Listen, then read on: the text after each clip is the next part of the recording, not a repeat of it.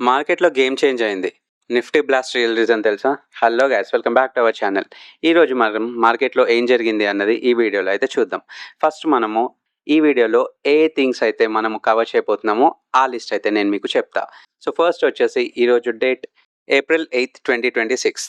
So ఈరోజు మన stock market analysis విషయానికొస్తే ఈరోజు మనం కవర్ చేయబోయే టాపిక్స్ నిఫ్టీ సెన్సెక్స్ రన్ ఎలా ఉంది, వీక్ సెక్టర్స్ ఏంటి, స్ట్రాంగ్ సెక్టర్స్ ఏంటి, కీ మార్కెట్ డ్రైవర్స్ ఎవరు, ఇన్స్టిట్యూషనల్ ఫ్లోస్ ఎలా ఉన్నాయి, టెక్నికల్ వ్యూ ఏంటి, next Nifty Sensex bank Nifty support resistance levels ఎక్కడ ఉన్నాయి, కీ లెసన్స్ ఏంటి అండ్ రిస్క్ మేనేజ్మెంట్ ఎలా చేయాలి, రేపు ఏ స్టాక్స్ మీద ఫోకస్ చేయాలి, మార్కెట్ ట్రెండ్స్ ఎలా ఉండవచ్చు, సో ఆప్షన్ స్ట్రాటజీ ఏంటి, ఇవైతే మనం ఈ వీడియోలో కవర్ చేద్దాం.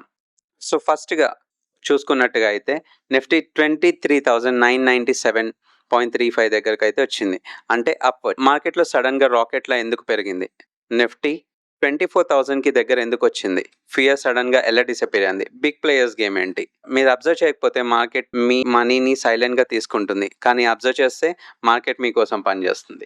నెక్స్ట్ సెన్సెక్స్ విషయానికి వస్తే 77,562.90, ఇది కూడా అప్వర్డ్స్లో అయితే ఉంది. మార్కెట్ మోడ్ విషయానికి వస్తే ఇది ఎమోషనల్ బ్యారియర్ అని చెప్పాలి. మార్కెట్ అయితే ఫియర్లోనే ఉంది. Next GIFT Nifty and index VIX latest as of close. GIFT Nifty పాజిటివ్గా అయితే ట్రేడ్ అవుతుంది. 24,009 నుంచి 24,032 లెవెల్స్లో అయితే ట్రేడ్ అయింది. టుమారో ఓపెనింగ్ పాజిటివ్గానే ఉంటుందని చెప్పొచ్చు. నెక్స్ట్ ఇండియన్ విఐఎక్స్ అయితే క్రాష్ అయింది.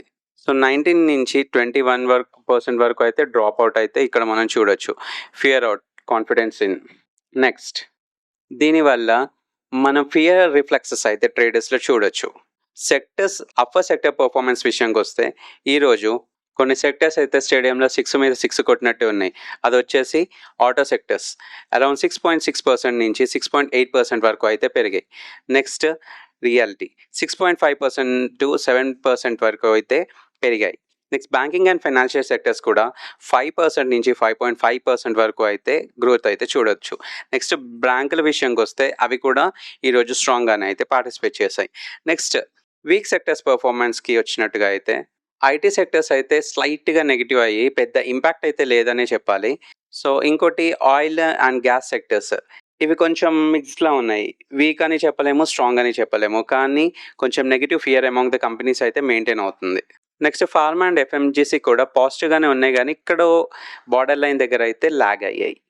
నెక్స్ట్ కమోడిటీస్ విషయానికి వచ్చినట్టుగా అయితే క్రూడ్ ఆయిల్ షార్ప్గా పడింది. ఇన్ఫ్లేషన్ కంట్రోల్లో ఉంటుంది. ఇండియాకి అయితే కొంచెం పాజిటివ్నే చెప్పాలి, కొద్దిగా రిస్క్ ఇన్ఫ్లేషన్ అయితే తగ్గింది.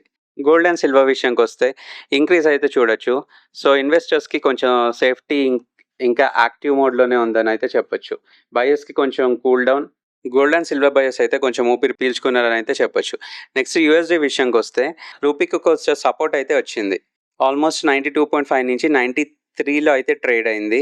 నెక్స్ట్ కీ మార్కెట్ డ్రైవర్స్ విషయానికి వచ్చినట్టుగా అయితే US Iran war 2 weeks ceasefire ఇదైతే పెద్ద మల్పనే చెప్పాలి. ఆయిల్ ప్రైజెస్ అయితే క్రాష్ అయ్యాయి. సింపుల్గా చెప్పాలంటే వార్ ఫియర్ తగ్గింది, ఆయిల్ ప్రైస్ క్రాష్ అయింది. నెక్స్ట్ ఆర్బీఐ విషయానికి వస్తే రెపో రేట్ అయితే చేంజ్ కాలేదు. 5.25% దగ్గర న్యూట్రల్గా అయితే ఉంది. ఇంట్రెస్ట్ రేట్స్కి అయితే ప్రెషర్ అనేది లేదు. సో దీనివల్ల మన బ్యాంక్స్, ఆటో, రియాలిటీ సెక్టర్స్ అయితే కొంచెము వేగం పుంజుకోవటం అయితే జరిగింది. మార్కెట్లో బుల్లెట్స్ కన్నా dangerous thing uncertainty. Next institutional flows and commodities విషయానికి వస్తే foreign investors of net sellers వచ్చేసి అరౌండ్ 8,692 crores అయితే ఉన్నారు నిన్నటి వరకు. నెక్స్ట్ డొమెస్టిక్ బయర్స్ వచ్చేసి కన్సిస్టెంట్ బయర్స్ అయితే ఉన్నారు. సో 7,979 crores నిన్నటి వరకు అయితే. సో ఫారిన్ ఇన్వెస్టర్స్ డౌట్ పడితే మన ఇండియన్ ఇన్వెస్టర్స్ మాత్రం కాన్ఫిడెన్స్ చూపిస్తున్నారు. Next technical view and Nifty Sensex అయితే చూద్దాం.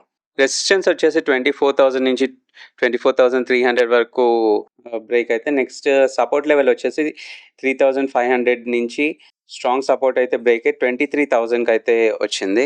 సో బ్రేక్ అవ్వకపోతే పుల్ బ్యాక్ పాసిబుల్ ఉండేది. మార్కెట్లో పేషెన్స్ ఉన్నవాడు ప్రాఫిట్ తీసుకుంటాడు, హర్రీ అయినవాడు లాస్ తీసుకుంటాడు. నెక్స్ట్ ఈరోజు మనం నేర్చుకోవాల్సిన విషయాలు. Big lesson. గ్లోబల్ న్యూస్ అయితే మార్కెట్ని మినిట్స్లో చేంజ్ చేస్తుంది. సో క్రూడ్ ఆయిల్ ఇంకా ఆర్బీఐ అప్డేట్స్ కోసం అయితే ఎల్లప్పుడూ వేచి చూస్తాం మంచిది. న్యూస్ ఇగ్నోర్ చేస్తే ట్రేడర్ మార్కెట్లో విక్టిమ్ అవుతాడు. బిహేవియర్ మిస్టేక్ అవాయిడ్ చేయవలసింది. ఇది సింపుల్గా చెప్పాలంటే మోస్ట్ కామన్ పీపుల్ చేసే మిస్టేక్. టాప్లో ఉన్నప్పుడు బై చేయటం, సో ర్యాలీ చూసి ఎక్సైట్మెంట్లో ఎంట్రీ ఇవ్వటం, సో రిజల్ట్స్ ట్రాప్ అయిపోతాం. సో మనం చూసుకోవాల్సింది ఏంటంటే ఎప్పుడు మార్కెట్ హై అవుతుంది కదా అని ఆలోచించకుండా కొనకూడదు. నెక్స్ట్ రిస్క్ మేనేజ్మెంట్స్ విషయంకి వస్తే మార్కెట్లో సర్వైవ్ అవ్వాలంటే స్టాప్ లాసెస్ మాత్రం ఖచ్చితంగా ఫాలో అవ్వాల్సిందే. ఎక్కువ ఆశపడితే ఎక్కువ లాస్ అయినట్టే. Stocks to watch tomorrow. So మనము ఏ స్టాక్స్ మీద ఫోకస్ పెట్టాలో ఇప్పుడు చూద్దాం. బ్యాంకింగ్ అండ్ ఫినాన్షియల్ సెక్టర్స్, దీంట్లో HDFC, ICICI, SBI, Bajaj finance rate మీద అయితే మనం కాన్సన్ట్రేట్ చేయాలి. నెక్స్ట్ వచ్చేసి ఆటో అండ్ రియాలిటీ సెక్టర్స్ మీద అయితే చూడాలి. Maruti, Tata motors, DLF, Godrej property, Godrej properties. Next వచ్చేసి ఆయిల్ మార్కెటింగ్ కంపెనీస్ ఇంకా ఏవియేషన్ పైన అయితే కొంచెం దృష్టి పెట్టాలి, ఎందుకంటే స్లోగా రికవరీ అనేది స్టార్ట్ అయింది. Next upcoming events, global news ఇంకా సీస్ఫైర్ పైన అయితే మనం అవగాహన పెట్టాలి. Global news, US markets, quarterly results, especially IT companies reaction పైన అయితే మనము దృష్టి పెట్టాలి, ఎందుకంటే మార్కెట్ ఎప్పుడు సైలెంట్గానే ప్రిపేర్ అవుతుంది, మూవ్ మాత్రం సడన్గా చేస్తుంది. మీరు మార్కెట్లో క్యాజువల్గా ఉంటారా లేక సీరియస్గా మనీ బిల్ చేస్తారా?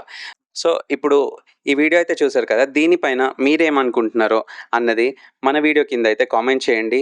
అలానే నెక్స్ట్ స్ట్రాంగ్ స్టాక్స్ ఏవి అవ్వచ్చు, ఏ సెక్టర్స్ అవ్వచ్చు అన్నది కూడా కింద మెసేజ్ చేయండి. అలానే వీక్ సెక్టర్స్ ఏమవ్వచ్చు కూడా కింద మెసేజ్ చేయండి. మీకు ఒక నెంబర్ చెప్తాను, అందరూ ఆ నెంబర్ని నోట్ చేసుకొని హాయ్ అని మెసేజ్ చేయండి. ఫ్రీ కోచింగ్ కోసం ఈ నెంబర్కి ఖచ్చితంగా ఇప్పుడే హాయ్ అని మెసేజ్ చేయండి. Thank you. 6303235744. మళ్ళీ చెప్తున్నాను, 6303235744. ఇప్పుడే ఈ నెంబర్కి హాయ్ అని మెసేజ్ చేయండి. రోజు ఇలానే మీకు డైలీ మార్కెట్ అప్డేట్స్ రావాలంటే మా యొక్క ఛానల్ని ఫాలో అవ్వండి, సబ్స్క్రైబ్ చేయండి, కామెంట్ చేయండి, అలానే బెల్ ఐకాన్ ఖచ్చితంగా క్లిక్ చేయండి. అలానే మీ ఫ్రెండ్స్ అండ్ ఫ్యామిలీ మెంబర్స్తో కూడా ఈ వీడియోని షేర్ చేయండి, వాళ్ళకు కూడా నాలెడ్జ్ పెంచండి.